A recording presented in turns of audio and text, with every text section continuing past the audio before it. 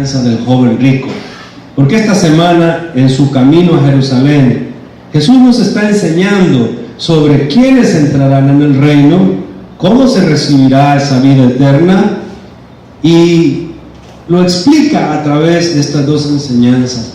Primero él dice que hay que ser como niño, ¿verdad? Hay que ser como niño. Hablábamos de la inocencia, porque el niño tiene inocencia, pero el Espíritu Santo nos regalaba esta semana que hay que tener confianza plena en el Padre. Diga confianza plena. Confianza plena. Eso hay que tener. Los niños tienen confianza plena en su papá. Ayer yo lo veía, hermano.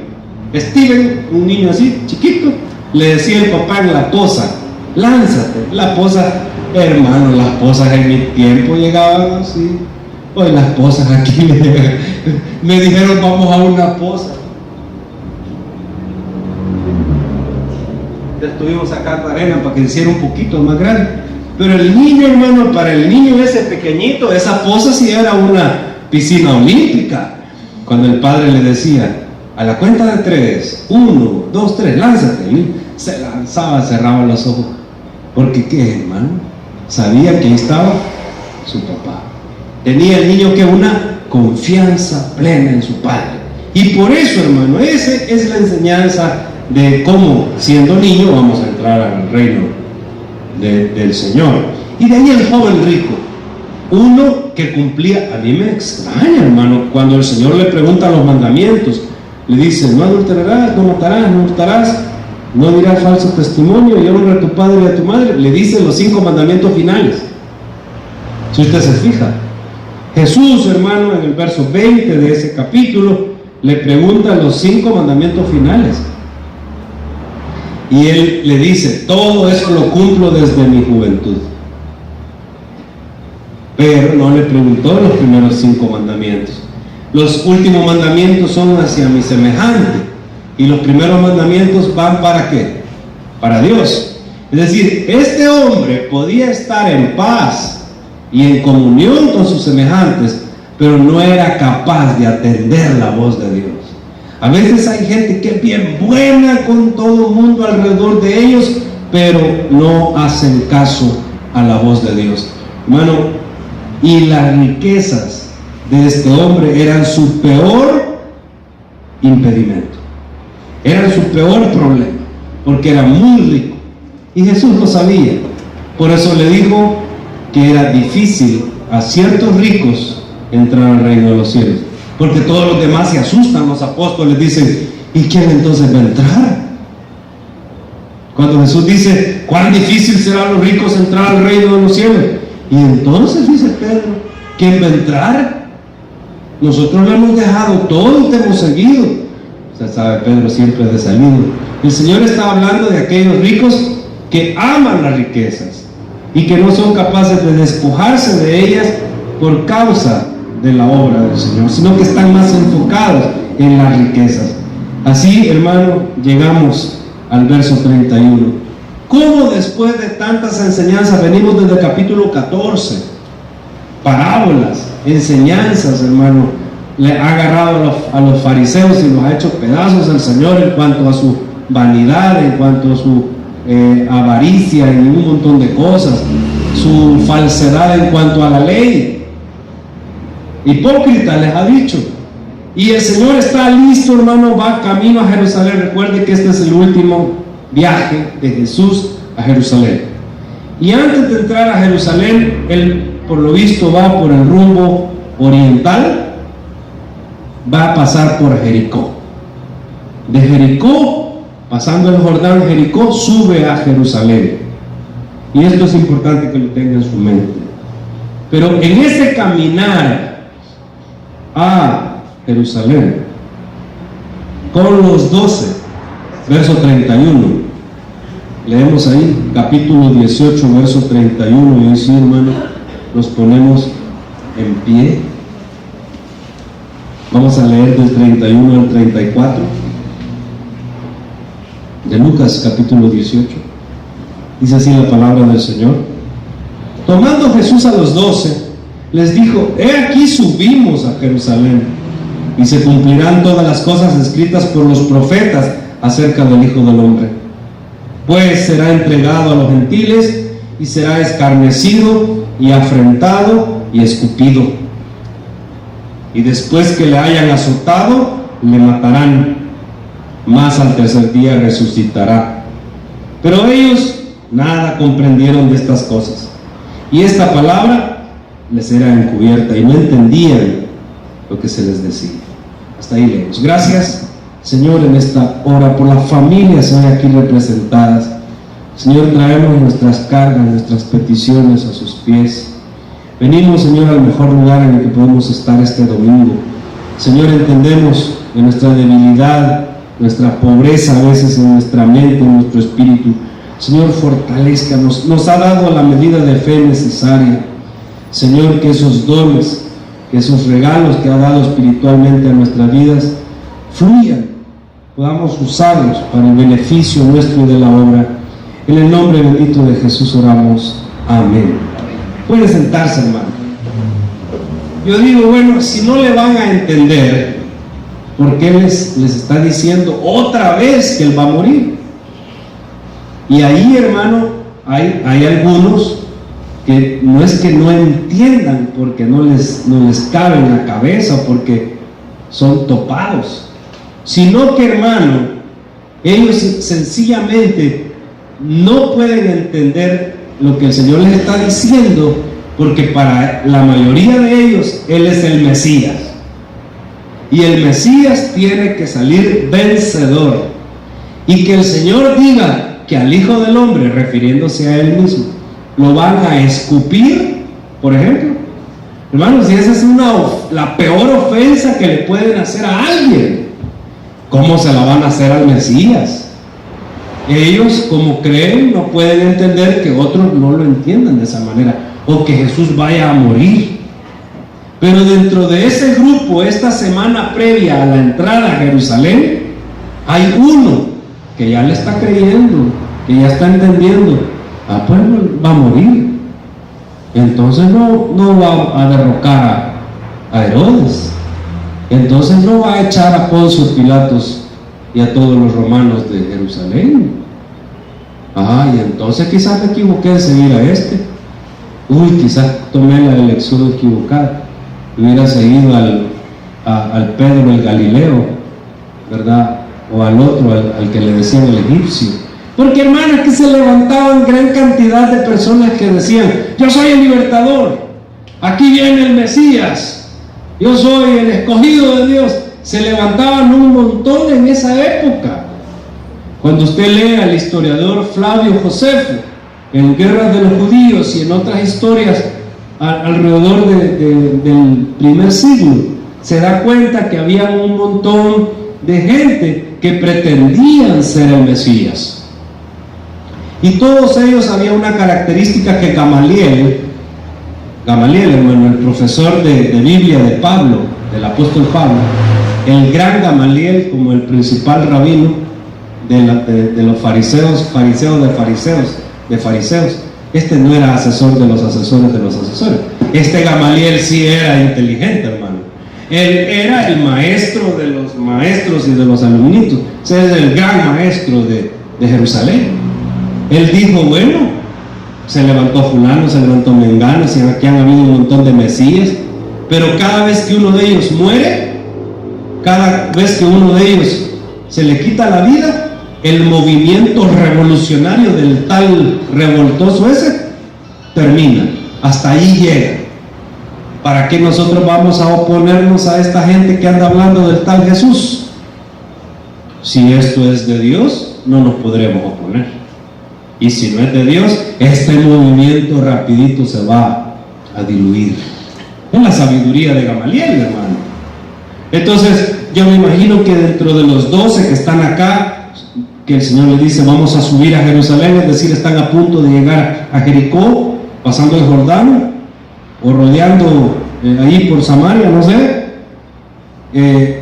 y se van a cumplir todas las cosas escritas por los profetas. Primero, Jesús, hermano, no puede estar contrario a ningún escrito de los profetas.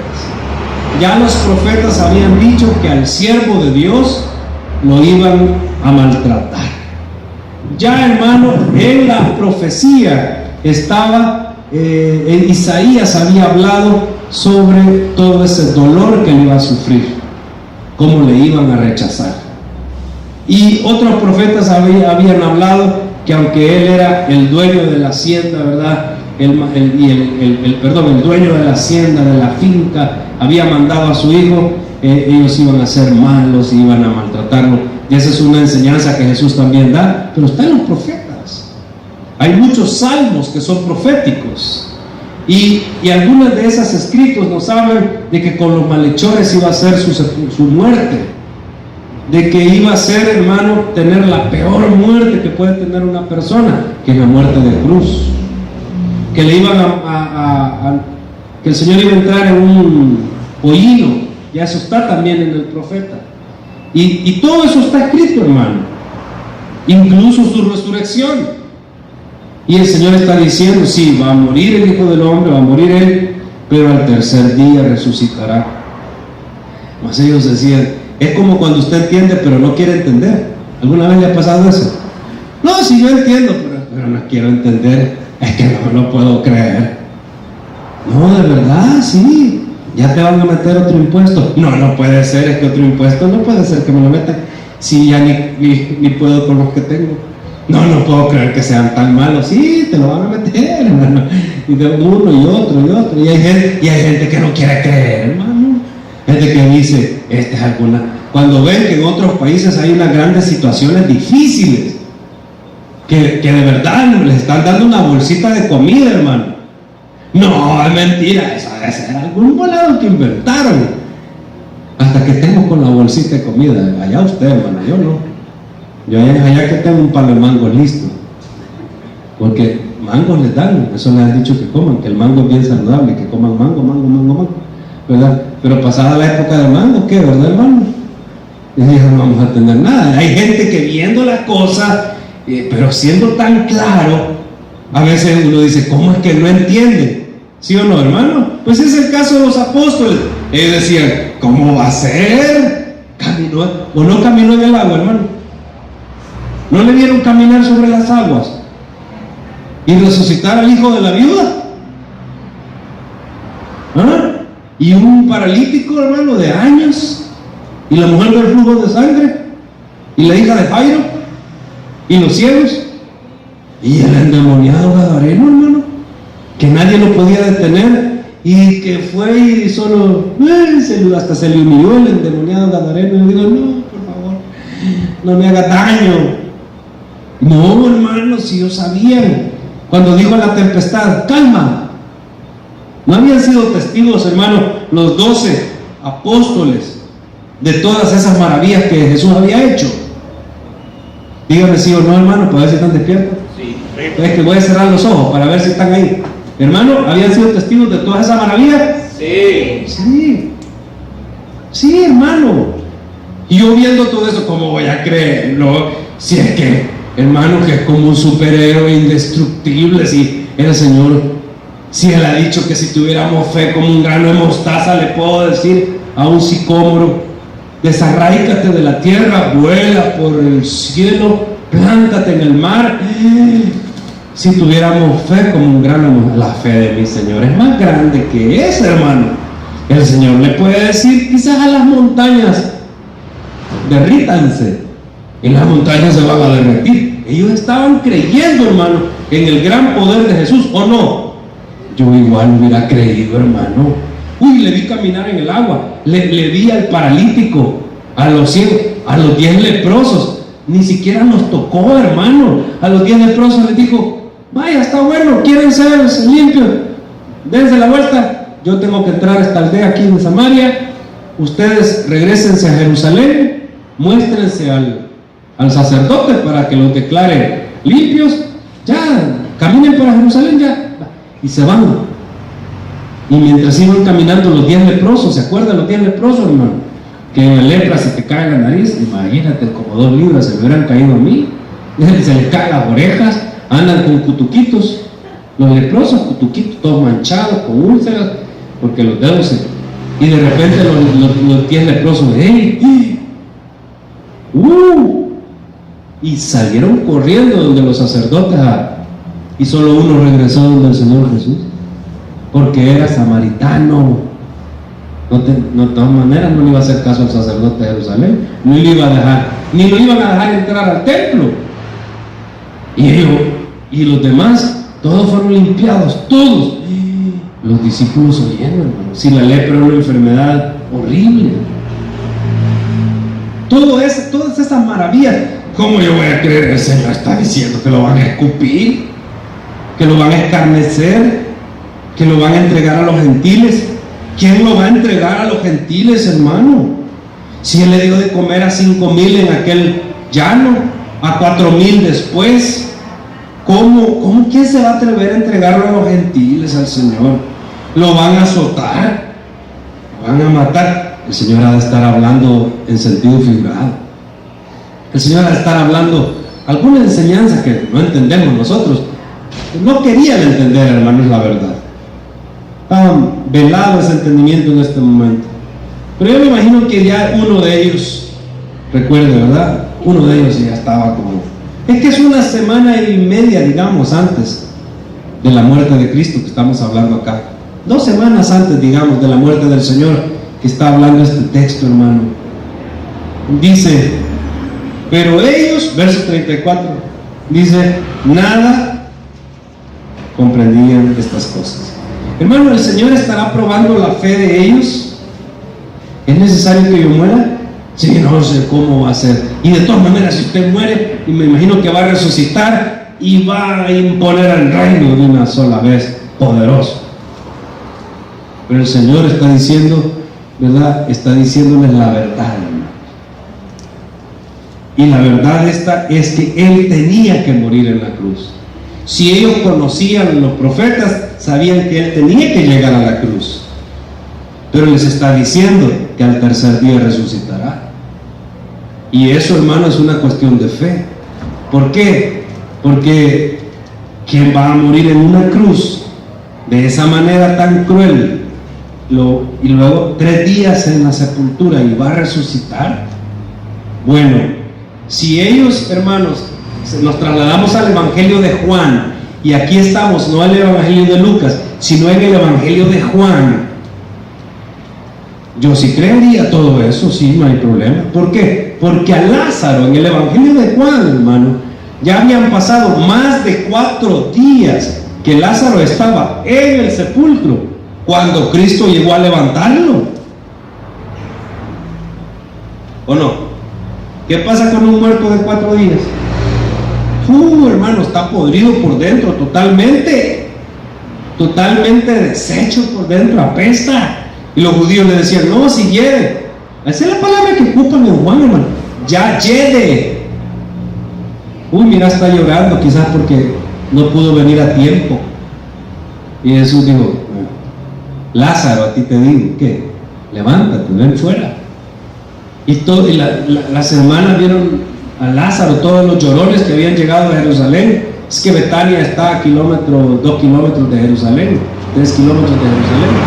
Todos los llorones que habían llegado a Jerusalén estaban como, hermano, y dice la palabra de Dios que allí en ese momento los sacerdotes, cuando recibieron la noticia, tomaron la decisión irrevocable de ¿qué? De asesinar a Jesús. Pues decían, mira lo que está haciendo. Hoy sí todo el mundo le va a creer. Y algunos, hermanos, como los apóstoles, viendo eso, la siguiente semana que el Señor está en la cruz, huyen, se esconden, les da miedo. ¿Por qué les da miedo, hermanos? A ver quién me da esa respuesta. Acuérdense que es una iglesia pequeña en la que interactuamos. A ver, ¿por qué les da miedo a los apóstoles, hermanos? A ver, hermanos. Que le iban a hacer lo mismo a ellos. Porque tenían miedo de que le hicieran lo mismo. ¿Qué? ¿Por qué tenían miedo? Que eran seguidores de él. ¿Por qué tienen miedo? Falta de fe. Bueno, algunos tenían fe, pero tenían miedo. O sea, tú puedes tener fe y tener miedo, ¿o no? ¿Por qué, hermano? ¿Por qué le dio miedo? Porque eran humanos, hermano. Porque usted y yo tenemos miedo. Aún en las circunstancias más óptimas, de repente podemos tener, ay, ¿y qué pasa? Estoy bien, porque a veces estamos bien, estamos en lo mejor de lo mejor. Y, uy, pero ¿qué pasaría si pierdo todo esto que tengo? A veces nos da miedo y no tenemos razón en el momento de temer. ¿Por qué tenían miedo? ¿Por qué huyeron? Y algunos, pues sí, nos ponemos a juzgarlos, ¿verdad? No tenían fe, tenían miedo a perder su vida. Uy, es que ellos sabían que la cruz. Hermano, tenían miedo porque eran personas como usted y como yo.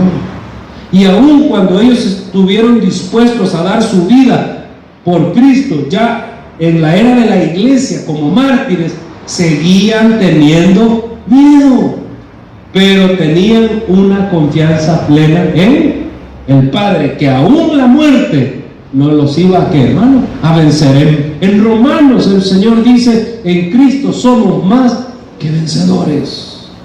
Esa es la razón, hermano, por la cual tenían miedo y por la cual ellos no entendían. Es que somos imperfectos y tenemos tantas debilidades, tantas situaciones en nuestra vida, hermano, que aún a veces viendo las cosas, aún entendiéndolo, aún que sí, pero siempre tenemos temores, dudas, nos están acechando todo el tiempo. Aquella persona que dice que no tiene dudas, que no tiene miedos, ¿verdad? Aquella persona que dice que nunca tiene nada de eso, hermano, es una mentirosa. Hasta los más machos tienen miedo. De hecho, el miedo es muy importante para sobrevivir, hermano. ¿Ah? Los que no tienen miedo ya no están vivos. No tengo miedo de subirme a esos cables de alto voltaje. Allá lo enterramos hace rato, es verdad. ¿Verdad? Eso es parte, hermano, de nuestros mecanismos de defensa muchas veces, el tener miedo. Lo que no podemos dejar de hacer es tener una confianza plena en el Padre, que a pesar de nuestros miedos, a pesar de nuestros fracasos, a pesar de las debilidades, a pesar de los errores, si nosotros seguimos viendo hacia el Padre, vamos a ser levantados, vamos a ser restaurados, hermano. Vamos a recibir esa bendición que de verdad vale. Bueno, ellos no entendían lo que el Señor les decía. Y entonces dicen, no, está bien, ya van a entender. Es que no habían recibido el Espíritu Santo, hermano. Pues nosotros hoy tenemos un entendimiento un tanto distinto de las cosas, porque tenemos una ventaja que el mismo Jesús les dijo a unos profetas. Los grandes hombres hubieran deseado tener lo que otros van a tener que ustedes no han tenido. ¿A qué se refería? Al Espíritu Santo, hermano. Si es que con el Espíritu Santo es más fácil entender todo, cuando ya uno tiene una óptica más desde lo alto. Pero hay que entender que ellos esperaban al Mesías, al libertador. Ya estaban hartos de los romanos, ya estaban hartos de Herodes y sus excesos y todas sus picardías, hermano. Ya estaban hartos de los sacerdotes mentirosos, de los falsos profetas. El pueblo ya estaba harto y ellos anhelaban de verdad ya tener la tierra prometida, tener todas las promesas que Dios había hecho en sus pactos. Es una de las razones por las cuales para ellos desde su óptica era difícil también entenderlo. Acontece, hermano, que el Señor se acerca a Jericó, y aquí no son los dos ciegos de los otros evangelios, que es cuando Él salía de Jericó. Es que habían ciegos a la entrada y en la salida, hermano. En una vez estudiamos que un cuarto de la población de esta época tenía enfermedades, deficiencias y incapacidades o discapacidades. De cada 4 personas, una estaba enferma que necesitaba ser sanada. Abundaban los enfermos. Le digo esto porque algunos que van contra la Biblia dicen, Lucas solo habla de un ciego y los otros evangelios dicen que eran 2. Que Lucas menciona a Jesús cuando Él va entrando a Jericó, del lado oriental. Y los otros evangelistas narran otra sanidad de 2 ciegos, incluyendo el más gritón de ellos, que se llamaba Bartimeo, cuando van saliendo de Jericó ya hacia Jerusalén. Cuando estudiemos los otros evangelios va a entenderlo mejor. Vamos al verso 35, amados hermanos. Verso 35. Camino a Jericó. Dice, aconteció que acercándose Jesús a Jericó, un ciego estaba sentado junto al camino mendigando. Y al oír a la multitud que pasaba, preguntó qué era aquello, porque era ciego de verdad. No era como el que está sentado por ahí, ¿verdad?, que se tapa los ojos en los semáforos. Ese ciego es mentira, este era de verdad. Preguntó ¿qué pasa? Le dijeron, verso 37, pasa Jesús Nazareno. ¿Cómo? Jesús Nazareno va pasando por ahí. Déjalo que te toque y recibe su bendición, dice el corito, ¿verdad, hermano? Y le dijeron que pasaba Jesús Nazareno. Entonces gritó, verso 38. ¿Qué hizo el ciego, hermano? Gritó, diciendo, Jesús, hijo de David, ten misericordia de mí. Y no se callaba, hermano, y gritaba, Jesús, hijo de David, ten misericordia de mí. Y los que iban delante le reprendían para que callase. Pero él clamaba mucho más, gritaba más fuerte, hijo de David, ten misericordia de mí. Hermano, este ciego está reconociendo a Jesús como el hijo de David, es decir, como el enviado, como el Mesías. Y le está diciendo, ten misericordia de mí, porque cuando oyó que era Jesús de Nazaret tenía una fama. Ya todo el mundo sabía, ahí va Jesús, esta es la oportunidad de sanarme. Hay que entender que él caminaba y andaba, se quedaba en ciertos lugares, andaba por el norte, la Decápolis, casi siempre pasaba en Galilea, solo 3 veces al año venía a Judea. Y este ciego, hermano, está diciendo, a ver cuándo tengo la oportunidad, porque si Jesús pasa por acá, yo me imagino que él había pensado, ¿verdad? Él oía, sanó a un poco, caminó en el agua, los leprosos, los endemoniados, los ciegos, los sordos, los mancos, los paralíticos. Ya sanó ciegos, sí, ya sanó varios. Cuando pase yo voy a estar atento y le voy a decir, hijo de David, ten misericordia de mí, porque solo el hijo de David, él es el enviado, hermano, el ungido. Así que este ciego estaba listo para cuando el Señor pasara. Pero hay cosas más importantes en el texto. Cuando Josué, hermano, después del Éxodo, ¿se acuerdan de Josué? Moisés. ¿Quién heredó a Moisés? Pues Josué, ¿verdad? Llevando al pueblo de la esclavitud de Egipto a la libertad de la tierra prometida. Pasaron el río Jordán también, ya Moisés había quedado al otro lado. ¿Cuál fue, hermano, la primera ciudad que encontraron? Jericó. Y Josué, hermano, Josué en inglés es Joshua, ¿sí? Así se dice en inglés. Yo porque tengo un sobrino que se llama Joshua, allá, Joshua, en inglés. En español decimos Josué, ¿verdad? Y Joshua, Josué, y hay un profeta que se llama Oseas, ¿ya? Oseas significa salvación, Josué, Joshua, Salvador. Yeshua viene de Oseas y de Josué. De Joshua y de Oseas viene Yeshua y significa salvación. Pues hermano, aquel era Josué y aquí está Jesús. El mismo significado, la misma ciudad. El Señor está entrando a dar libertad a los cautivos en este último viaje a Jerusalén. ¿Entendió? Va entrando en este momento a Judea y tiene que pasar por ahí. Y este es el primero que antes de entrar triunfalmente a Jerusalén, cuando ya tiran los ramos, los mantos, es que todos dicen, pues Él es. Y usted sabe lo que colectivamente hace la emoción. Todo el mundo bien emocionado. ¿Por qué yo digo que estaban emocionados, hermano, el domingo de Ramos? Es que el viernes solo estaban 4 en la cruz, hermano. Eso es lo que me dice que era emoción. Si habían más de 120, 200, 300 gritando, ¿verdad? Bendito el que viene en el nombre del Señor. Y tiraban los mantos y tiraban las ramas y decían, ahí viene ¿verdad? Y después que lo va a juzgar Pilato, lo crucifican en la cruz. ¿Dónde están los 120, los 12, los 200 seguidores? ¿Dónde están los 5,000 a los que les dio de comer? En la cruz solo está, de nuevo, María la mamá, María la Magdalena, la mujer de Chuza, el intendente de Herodes, y el cipote Juan, el apóstol joven. ¿Cuántas personas, hermano? 4. Pero ni una semana ha pasado, hermano. Domingo, lunes, martes, miércoles, jueves, viernes.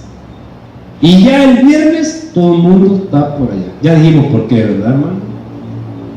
Pero si en realidad ellos creían eso, y entonces, de todas maneras, vaya, no era él, pero no les había hecho tantos favores.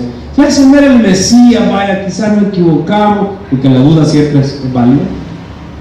Ellos decían, bueno, lo mataron, y no les había hecho tantos favores, hermano, tantas bendiciones les había regalado, como para que lo dejaran solo en ese momento.